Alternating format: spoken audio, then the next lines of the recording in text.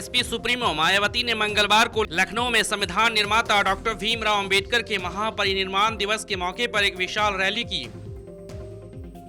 Rally को संबोधित करते हुए मायावती ने यूपी की अखिलेश यादव सरकार, सपा सुप्रीमो मुलायम सिंह यादव के साथ साथ मोदी पर भी निशाना साधा। मायावती ने अखिलेश यादव को एक बार फिर से बबुआ संबोधित करते हुए कहा कि दलित नेताओं और मूर्तियों पर गलत बयान देने वाले यूपी के सीएम सच में बबुआ है।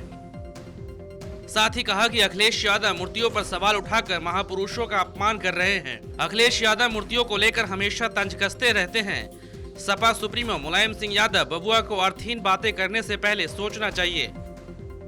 साथ ही सवाल किया कि क्या जनेश्वर मिश्र पार्क में लगी मूर्तियां खड़ी नहीं हैं? क्या जनेश्वर पार्क में लगी मूर्तियां अपना स्थान बदलती रहती है?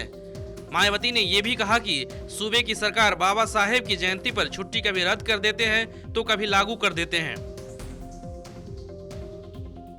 रैली को संबोधित करते हुए मायावती ने कहा कि मेरी सरकार द्वारा बनाए गए बाबा साहेब के अंबेडकर के पार्कों में हजारों की संख्या में लोग आते हैं। हमारे पार्कों में टिकट का चार्ज लगता है, जिसका पैसा सरकार के खजाने में जाता है। समाजवादी पार्टी जनता का पैसा सफाई महोत्सव में अपने परिवार के मनोरंजन में बर्बाद करती है, जिससे कोई आय नहीं होती। रैली में बाबा साहेब को याद करते हुए मायावती ने कहा कि बी.आर. अम्बेडकर ने संविधान को सभी जातियों को बराबरी के आधार पर बांटा था, लेकिन बीजेपी और आरएसएस देश पर हिंदुत्व का एजेंडा थोपना चाह रही हैं। साथ ही कहा कि बीजेपी और आरएसएस को बाबा साहेब का संविधान पसंद नहीं है। मायावती ने कहा कि मैं मुसलमानों से कहना चाहती हूं कि अगर आज वो पूरे देश में सुरक्षित है तो वो सिर्फ बाबा साहेब की वजह से। आपको बता दें कि बाबा साहेब के 61वें महापरिनिर्वाण दिवस के मौके पर बीएसपी के तमाम बड़े नेता मौजूद रहे।